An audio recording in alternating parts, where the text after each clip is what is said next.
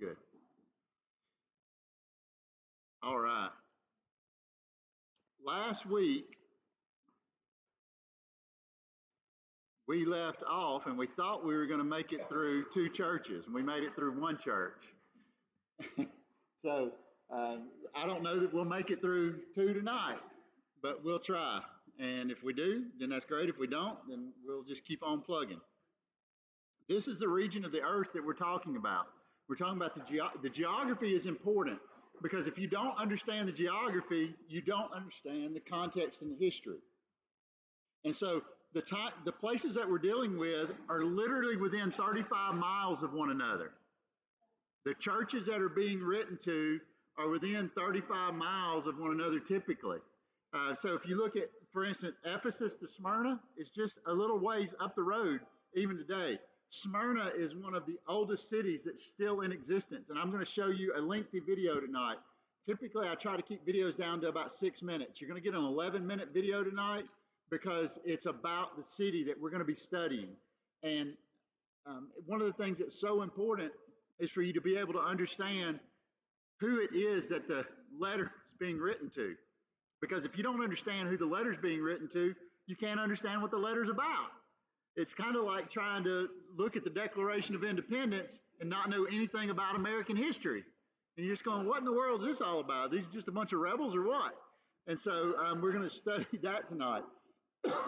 So if you'll recall, the first church that we studied in Revelation chapter 2, was which church? Ephesus. Look where it is, right there on the coast.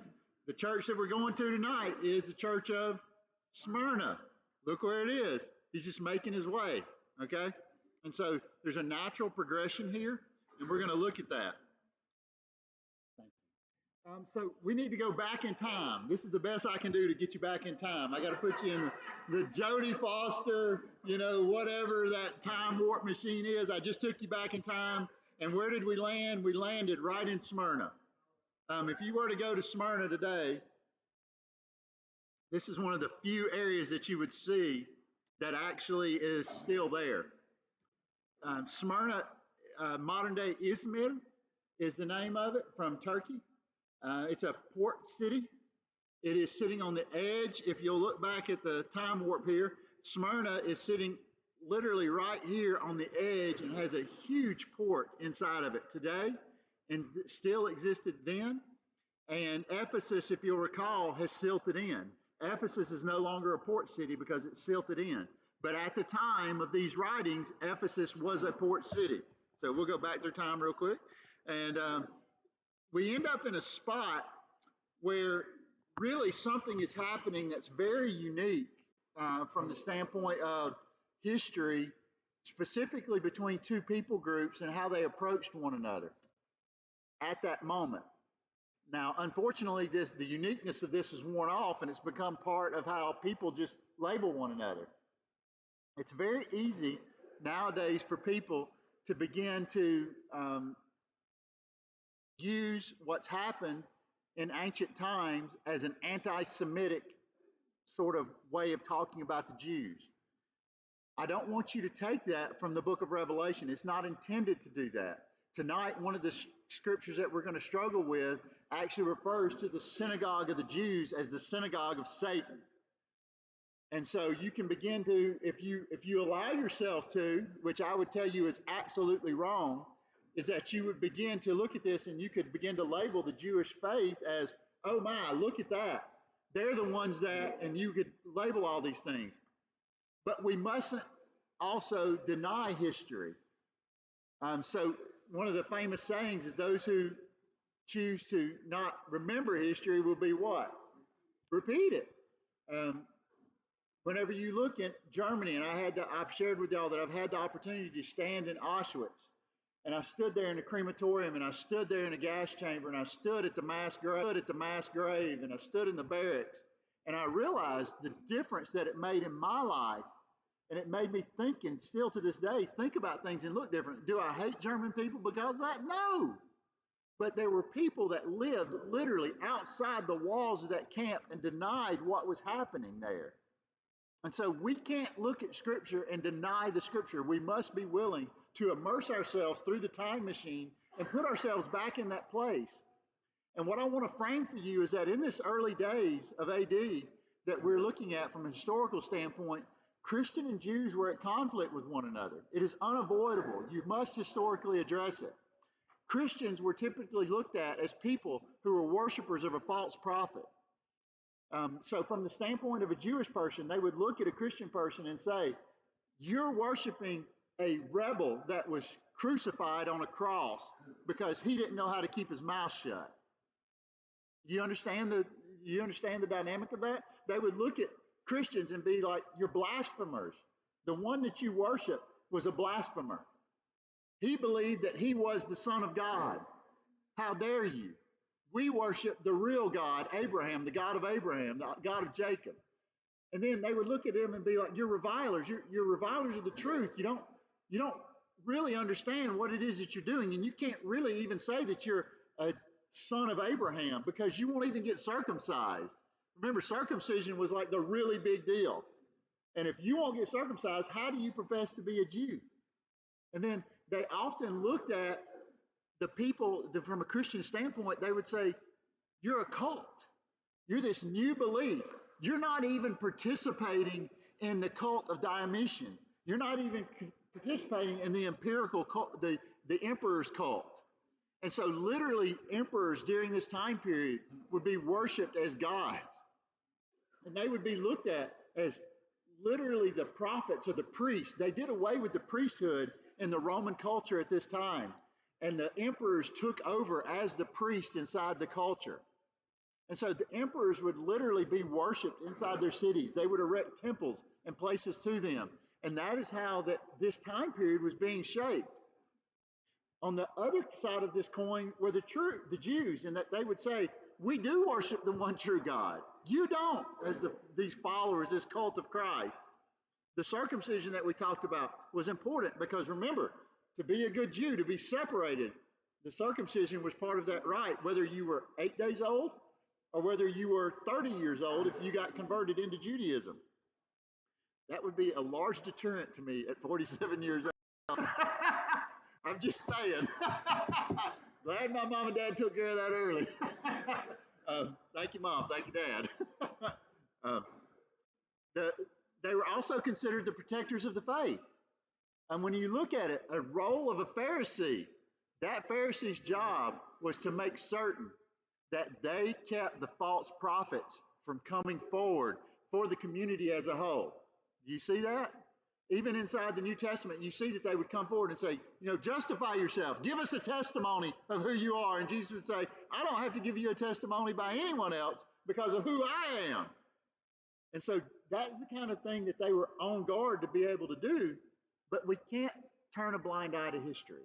And that's what was happening. And if you take this and try to make it into an anti-Semitic thing, you've heard the wrong thing from me. Because that is not what this is about. This is about us immersing ourselves in what was happening. And so what was happening is that John is on the Isle of Patmos. And he is writing this letter. And he is making sure as he's seen this prophecy, Jesus is giving him this view that he is sharing that with the churches. And he's sharing that with the people that are inside of Asia Minor, modern day Turkey at that time. And so from Patmos, he is writing, and remember, in these first 7 sections, we're looking at the angels that are specifically being written to. The Greek word angelos is the word that is being used. And John is actually writing into these churches to encourage. But we studied last week that it's not only is he encouraging the physical people, but we know he's also dealing with the spiritual world at the same time. And that's something that it's hard for us to deal with as Western followers of Jesus Christ. We have oftentimes in our churches not been trained to see the spiritual side. We talk about it, we sort of casually mention it, but whenever somebody really goes that far, you start going, oh, you're one of those people. You're one of those people that believe in spiritual warfare, and you're one of these people that, and all of a sudden labels come out and people start saying things, and you're like, no, it doesn't have to be like that. There is a spirit world that exists around us. And it's clearly documented in Scripture and telling us about the fact that we fight not against flesh and blood, right? I mean, it's even called out by the own forefathers of our faith. And so we see John writing into this because John has been, for lack of a better way to say it, transported into an area that most humans rarely ever get an opportunity to see, much like Isaiah. You know, he's gone someplace, and so he's writing in the best way he knows how. And I'm not a huge Jodie Foster fan. Is that the name of the actress? Her name's Jodie. Is that her name? And she had this movie called Contact, and I'm not a big fan of hers, but if you've ever seen the movie, it's a really cool movie. And she said, I just wish I could paint. At one point, she's gone through this time warp. She says, I wish I could paint. I wish I was a poet. They're asking, they're like, tell us what you're seeing. And she's just, I can't tell you. It's so hard. And I can imagine John was just like, I wish I could paint. I wish I could draw you what it was like to stand in front of the risen Jesus with the 7 lampstands around him. That's in Revelation 1. And the 7 stars that are in his hand and the sword of his mouth and the fire in his eyes. And I can imagine John saying, I just wish I could somehow express that to you and show you what that looked like. And that's what we have to put our mind into, is that we have to allow ourselves to understand that what you and I naturally see. Foster, please go blow your nose. Try something, okay? Because I know your asthma's hurting you. Try something out, okay? So what happens is he's struggling with, how do I portray this? And so now what happens is that we see the first church is written to the church at Ephesus. But we're going to jump ahead because that's what we covered last week.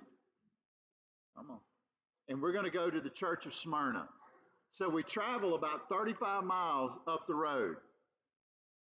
We're at a seaport town, and we're going to engage the first video here, and I want y'all to get an idea of what it was like to live in Smyrna. It's about 11 minutes. I know that's normally longer than we do. Please pay attention because it is going to give you a lot of history real fast, and it will put you in the frame of mind so you can understand what's about to be written. Smyrna, faithful devotee of Rome. Readers of the Bible encounter the city of Smyrna only as the location of one of the 7 congregations addressed by the glorified Christ in the book of Revelation. We know that one of Paul's associates, Epaphras, took the gospel to Laodicea and Colossae while Paul was working in Ephesus. It's quite possible that the Christian movement got its start in Smyrna during the same period, all the more as it was a more important city and far closer to Ephesus than either Laodicea or Colossae. The more ancient city of Smyrna was built around a defensible peak a few miles from the shoreline. It thrived until 600 BC when it was destroyed by the Lydian kingdom.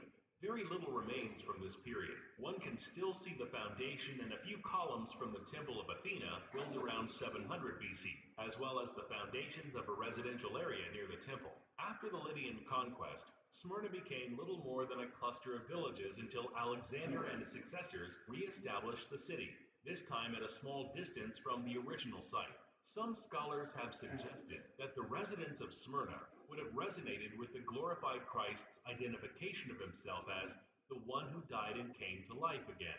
Revelation chapter 2, verse 8.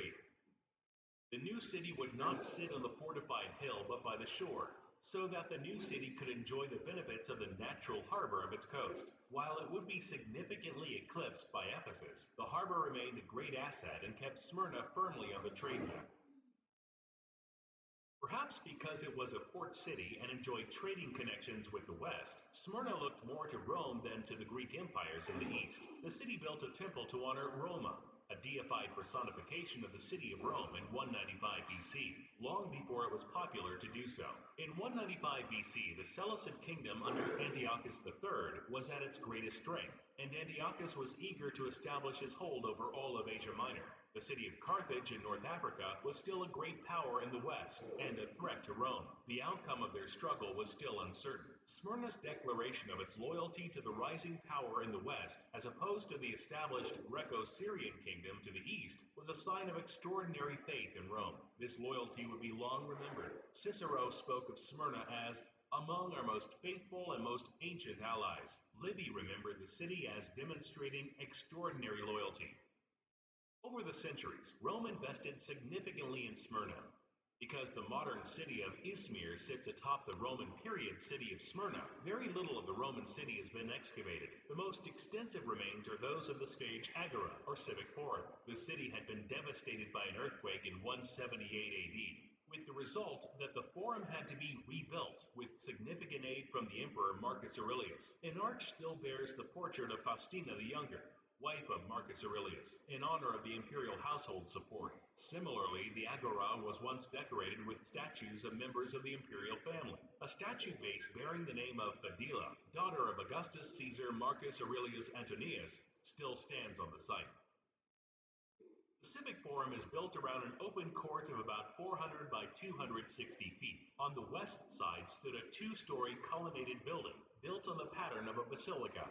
A second probably stood opposite it on the east side of the courtyard. These appear to have been erected over the foundation of arched vaulted basements. The basement beneath, the columned portico on the northern side of the forum, served as a shopping arcade, and which could be entered from the main road behind the forum, so as to preserve the decorum of the basilicas above. An altar to Zeus apparently once stood in the center of the forum, a reminder of the watchful care of the gods and the obligations of the city to its protectors.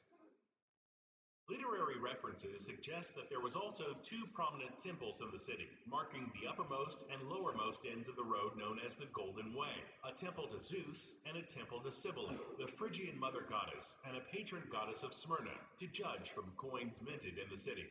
Smyrna also had a cult of Dionysus, judging from a local inscription recording that a certain Dionysiocles, son of Metrodorus, began to serve as priest of Dionysus during the presidency of a certain Alexander.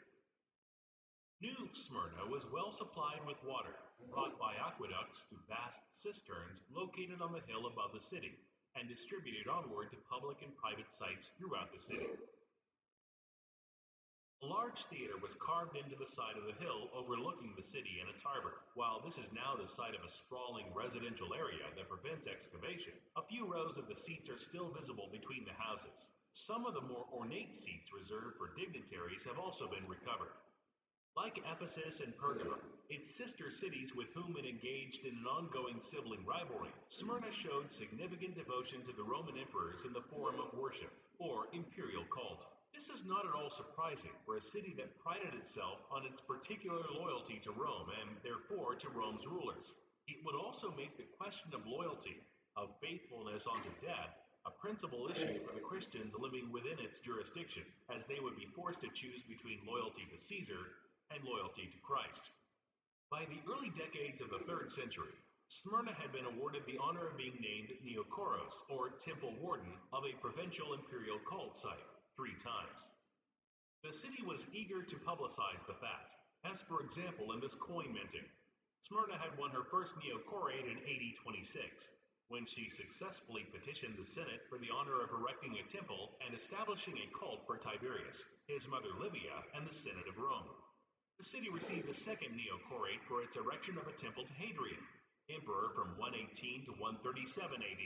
Smyrna's enthusiasm for this emperor is evident from the titles used to describe him in this inscription found in the Civic Forum. The Emperor Trajan Hadrian Caesar Augustus, Zeus, Olympius, savior and founder. The city would win a third neocorate with her successful bid to build a temple to Caracalla, the son and successor to Septimius Severus. Several inscriptions found in the Civic Forum attest to the prominence of the imperial cult and its priests in this city. This inscription, in which Smyrna boasts of its greatness in the midst of other cities of Asia on account of its having received the honor of a neocorate 3 times, honors a certain Julius Menecles Diophantus, the chief priest of the imperial cult, for gladiatorial games that he provided for 5 days at his own expense. Another inscription is on the base of a statue of Claudius Aristophanes Aurelianus, a chief priest of the imperial cult prior to the city's 3rd neocorate. In the middle of the 2nd century, Smyrna would become the scene of a great drama of faith as Polycarp, the elderly bishop of the Christian congregation there, was brought to trial in the arena before the provincial governor. The governor might not have known the details of Christian faith and practice, but he knew that it drew people away from giving the gods, including the emperors, their due, and that this Christ and his kingdom was a rival to Rome and her emperors. This could not be tolerated in the city of Rome's oldest and most faithful allies. The governor therefore gave Polycarp an ultimatum: swear by Caesar's fortune, change your mind, say away with the atheists. The local police chief urged the old man, what harm is it to say Caesar is Lord and to offer a sacrifice? But Polycarp could not bring himself to show disloyalty to so great a benefactor as Jesus. For 86 years I have served him, and he has wronged me in no way. How then can I revile my king who rescued me? Issues of loyalty to the emperor and the traditional gods were a major factor in the growing tension between Christians and the civic authorities throughout Asia Minor, and it is likely that these would have been on the fore of the trial to which the glorified Christ predicted that the Christians in the late 1st century Smyrna would be subjected in their near future. It appears, based on the mention of slander in this oracle, that members of the Jewish synagogue in Smyrna, whom John reproaches as a synagogue of Satan in Revelation chapter 2 verse 9, were speaking against the local Christian community in some fashion. This less than charitable label may be merely a verbal jab taken at a rival group, or it may encode a specific criticism of the Jewish communities throughout Asia Minor. After the destruction of the Jerusalem temple and the suppression of the Jewish revolt in 66 to 70 AD, the Emperor Vespasian imposed a penalty. Jews throughout the empire would continue to pay their temple tax as before, but these funds would now be collected for the restoration and maintenance of the Temple of Jupiter, Juno, and Minerva on the Capitoline Hill in Rome. This temple can be seen in the background of this relief of Marcus Aurelius offering sacrifice. It appears also here in the reverse of a coin minted during the reign of Domitian, Vespasian's younger son and Titus's younger brother and successor. The temple is portrayed as open, showing the cult images of Jupiter, Juno, and Minerva inside. The legend reads Caput Rested, an abbreviation of the Latin for the Capitolium renovated or restored. John may have taken issue with Jews for accepting the terms imposed by Vespasian, allowing the tribute due the God of Israel now to be used to help underwrite the worship of the chief charlatan god of the Gentile world, Jupiter himself, whom John would have identified with Satan, the chief of the demons who stood behind the many idols around him. John called the Christians in Smyrna, as in the other 6 cities he addressed, to take up a position of no compromise with the domination system of Rome, with its self-glorifying and self-deifying claims. Under the coercive pressure of being thrown into prison, the glorified Christ urges his followers not to yield to the demands to prove themselves loyal subjects of Rome and her emperor, but rather loyal subjects of God and his Messiah. Be faithful to the point of death, and I will give you the crown of life. The crown, better visualized here as a wreath, was a familiar image in Smyrna and throughout the Greco-Roman world. It was given to the winning athlete. It adorned the military conqueror. It also showed up in funerary settings, as in this gold leaf wreath that once adorned a corpse, or in the twin wreaths adorning the memorial stone for 2 deceased sisters. Such wreaths were testimonies to a life well lived, the value and virtue of which were sealed by death, not ended by it. Whichever of these backgrounds John had in mind, his message is clear. Dying for loyalty to Jesus did not mark one as a deviant or a loser, but rather as a winner, a conqueror, a person who lived and died virtuously, and who would continue to live and enjoy honor in the greater empire of God. All right. So I hope, how many of you, whenever you think about biblical history, have studied the gods that were present around the people that were actually living at that time? And the reason I wanted to show that to you, and the reason I thought it was so impactful, is because it is a constant. If you watch that video and you watch it a couple of times, what you'll see is a constant rehashing of this God and this God and this emperor and this. Did you see that? And how it just kept coming? And did you notice he even spoke about, he said that the Jews were still collecting their temple tax, but where was the tax going to? It was going to the temple of Jupiter. Jupiter being associated with whom? The chief demon. So we, for some reason in the Western society, have divorced ourselves from the idea that there's a spiritual world that is happening. But yet clearly during the time of John and into Polycarp, they were very, very aware, and it stared them in the face constantly of all these different deities that were being reigned over them, that they were being told, you must offer a sacrifice to this one, or you must do this. If you'll recall, when we studied Ephesus together, he called it the, how did he pronounce it? I can't remember, agora or something. It's the agora, which was like the flea market at Santuck, right? I mean, that's essentially what they were dealing with. And to get access, you had to sacrifice to a god if you were a vendor there. So can you imagine David, our friend who's a hairdresser down in Montgomery, if every time he went to go to do his job at the hairdresser in Montgomery, some reason to enter Zelda Road, they would require David to make a sacrifice before he was allowed to actually begin to cut hair. And David says, I can't. I'm a follower of Jesus Christ. That's not possible. I can't do it. So the guild, we call them unions today. They call them trade guilds. And if the trade guilds isolated you, your financial livelihood was done for. So imagine that as a dad, and we talked about that and tried to put ourselves in those places. And so I say all that because I want you, as we read this letter, and as we understand what's happening, I hope you now get a better idea of what it must have been like to been sitting and living inside this place with all these influences of these other gods. Does that make sense?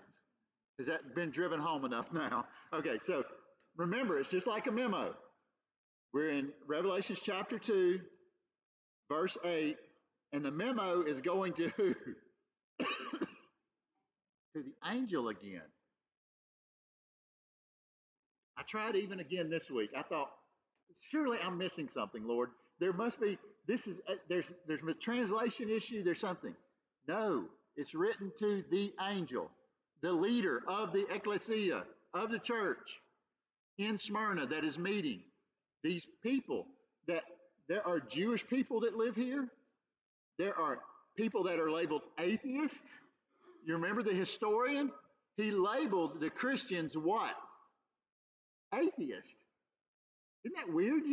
Today we wouldn't even associate that term with a Christian, but yet in historical documents, they associated being a Christian at this time as being an atheist. Right. The gods. Yeah, that was a label given by Rome because they were not a part of the emperor worship, empirical cult, as they call it. And so, and to the angel of the church in Smyrna write. Remember, this is John, and he's writing this letter. Who am I writing it from? This is what the first and the last says, who is dead and came to life. The first is who? Jesus. And he is the last. What do you mean he's the first? Hyperlink the first to Genesis in your mind. What is he the first of? Life. Firstborn. He is the first. It says all things were created through whom? Through Jesus. So you see the connection. I am the first and I am the last. There is no more that is needed after me. Who was dead but came back to life. Does that mix in any other, whenever you think about the different religions that we've studied together, one of the things that should be connecting to is there are multiple religions at this time that had dead people that came back to life. They were resurrected into a new form. We have any wonder where Hindus believe in karma and reincarnation and all these kind of things. It's just a thread throughout religion of the world of this reincarnation concept. But we see as the only one ever who has been killed and been brought back to life, witnessed to by many people, is Jesus of Nazareth. And so that's who's writing, that's who's speaking this as an oracle to John. And he says, who was dead and came back to life. Now, this is where he begins to write into the people. And we need to think about what we just studied together. Yes, David.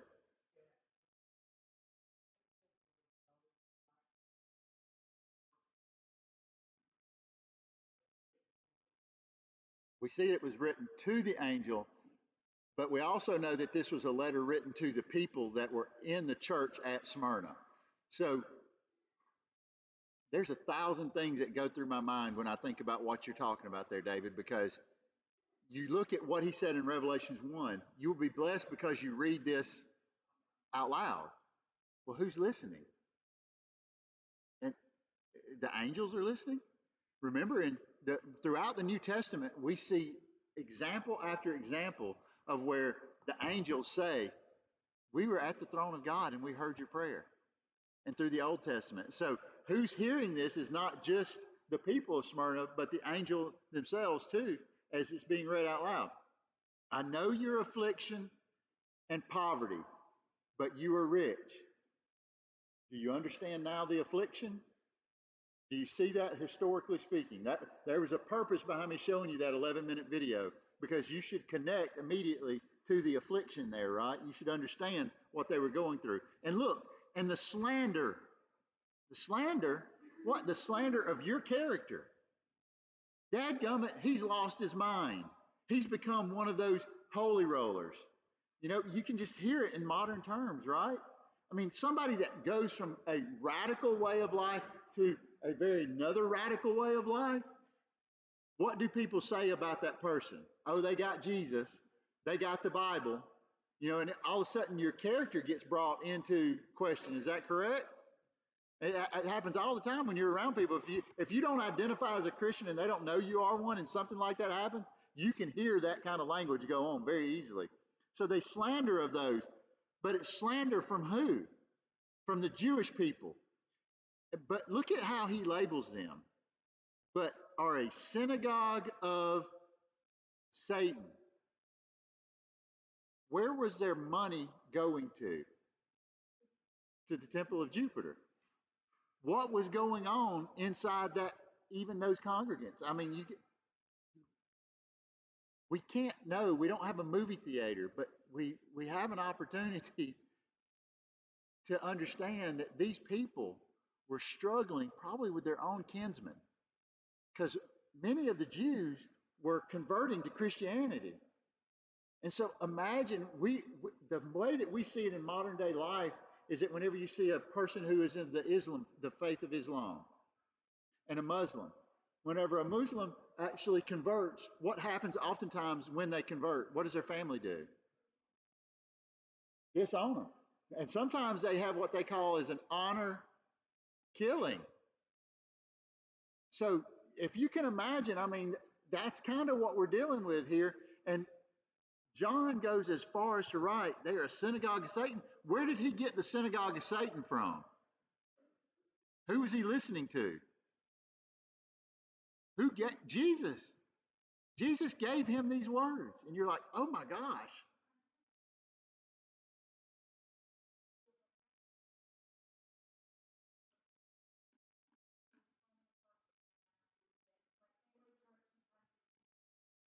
Yes. I don't know 100%. It's not, people surmise many different reasons.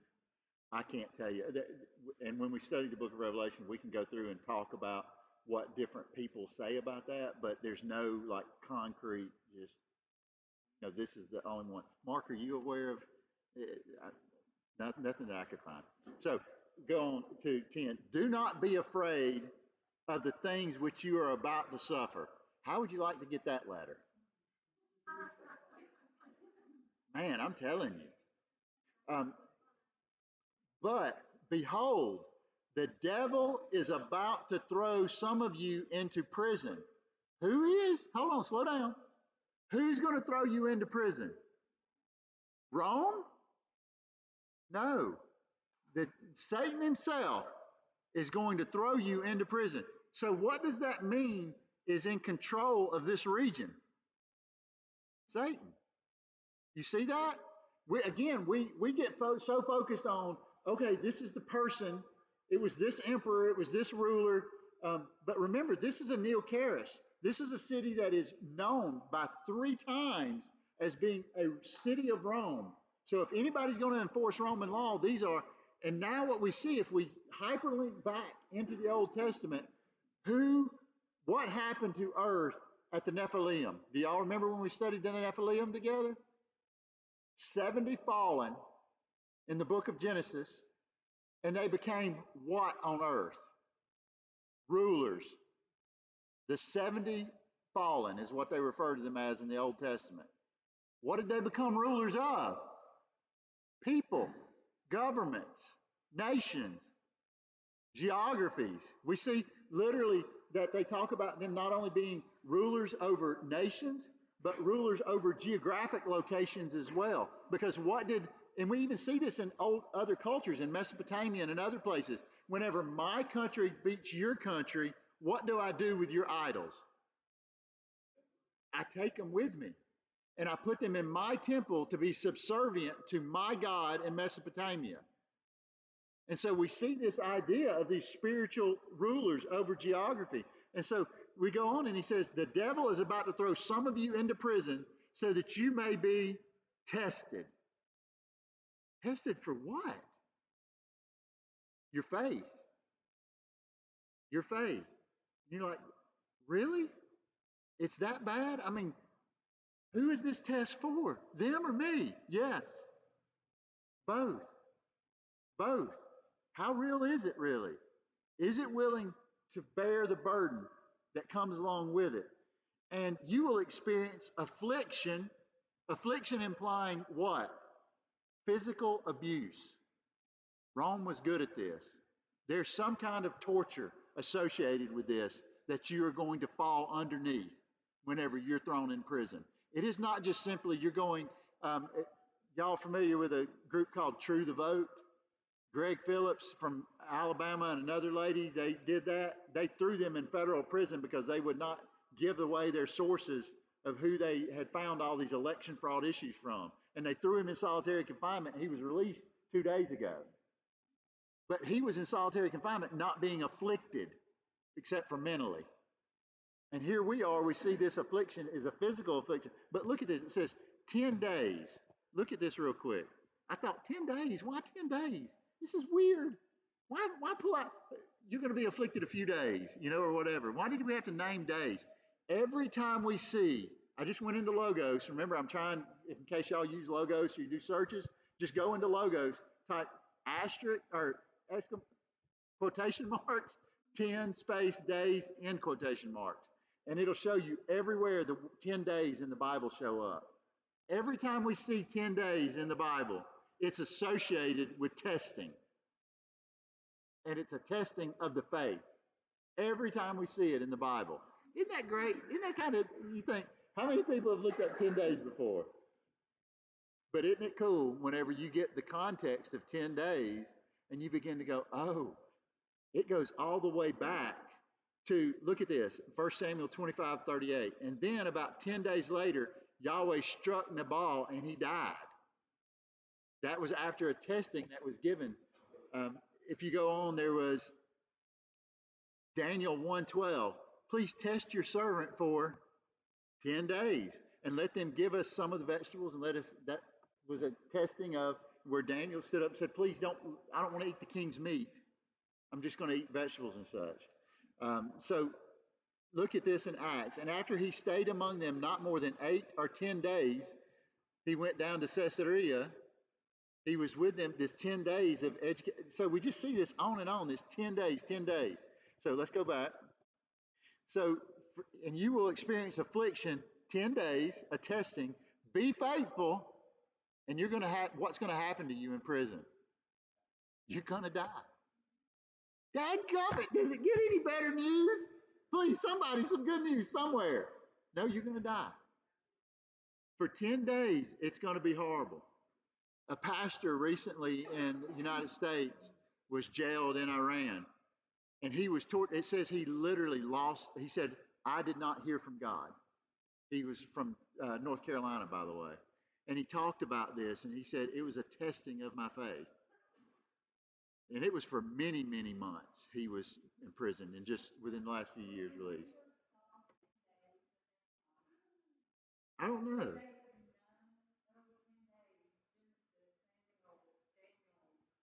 Maybe the Jewish people that were converts, but maybe not the other ones.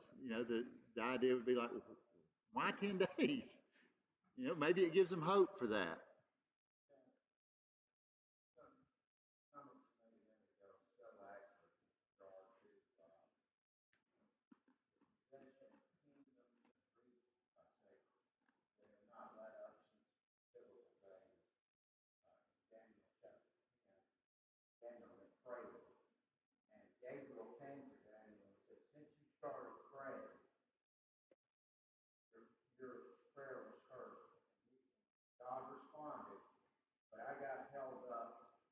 Prince of Persia.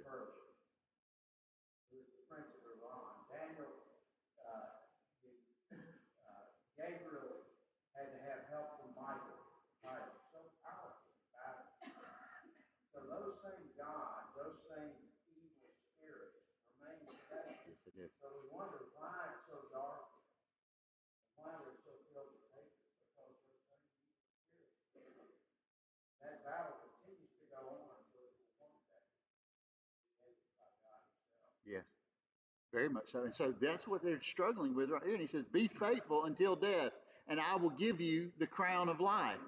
And that crown of life is imagery that we see over and over again throughout the New Testament. And talking about that is whenever you're in heaven. I remember Landy came a few months ago and she said, hey, we're going through Revelation, and I see that they were talking about this imagery of the people that were sitting around the throne room and they threw their crowns down. This crown of life, life everlasting, that laid before the Father. Thank you. It's not mine anyway. It's yours. And so we see this come out. And so then the end of this memo to the church of Smyrna. The one who has an ear, let him hear what the Spirit says to the churches. The one who conquers, remember that's a military term, to defeat, to win a victory over. What are you winning a victory over? Death, the spiritual realm, right? 10 days. How do you feel, Miss Marie, after being sick for 14? Is it weak? 3 weeks. Your spirit get weak during that time? Kept the faith. Can you imagine, though, being underneath physical harm and being told, if you'll just relent, Polycarp, and Polycarp said, I will not. No matter what you do, we're going to burn you at the stake. Burn me, is what Polycarp did. You see that? That's exactly the place. And so he says, the one who conquers will never be harmed by the second death. What are you talking about? The second death? I thought we could only, it is appointed once for man to die and then face judgment, is what the Bible says. What is this second death? What is this second death? That is whenever we get to studying the book of Revelation deeper, that we will see the second death and we will see the judgment throne of God and the wrath of God. But we as followers of Jesus Christ, what do we praise God for? That we don't have to experience the judgment throne because we are sanctified and sealed by the blood of Jesus Christ. So whenever the wrath of God is poured out upon the world, that second death, when that second death comes to humanity, what happens? We will, and the others, though, will be cast into the lake of fire. You see that second death? People are like, I don't understand. What do you mean? People, are you going to die twice? Is this karma? Is this like Hinduism? No, this is talking about that there is a physical death and then there's a spiritual. And that is not where we, that's not the reason we come to love God, is to just avoid the lake of fire. We come to love him because we want to love God and be with him for eternity. But there are consequences, as my love Dr. Parker used to say. So consequences. All right. What time is it? Because I don't have a watch. 10 minutes. All right. We're going, yes.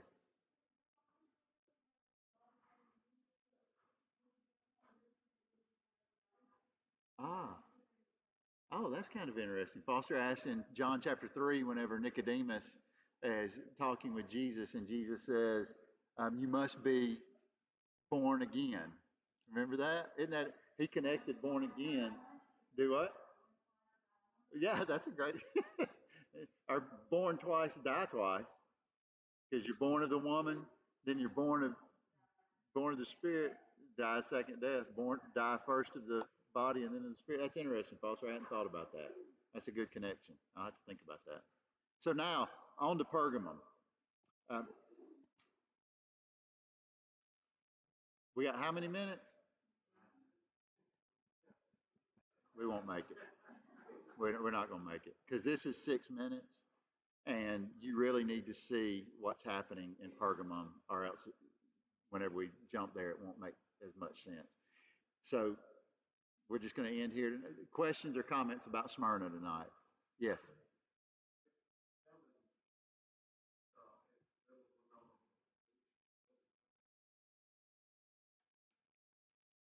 It does. I don't know formally, Fred. I have not done the numeric study on that. I'll find out though, and I'll post it to the group. That's a good question. What's the significance of the number 10?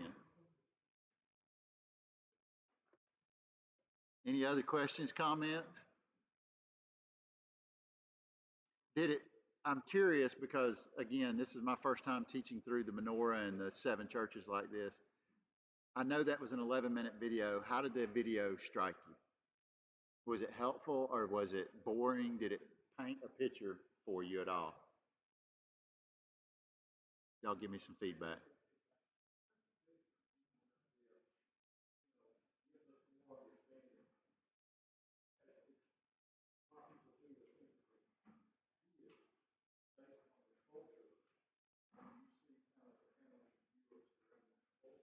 Yes. Yes.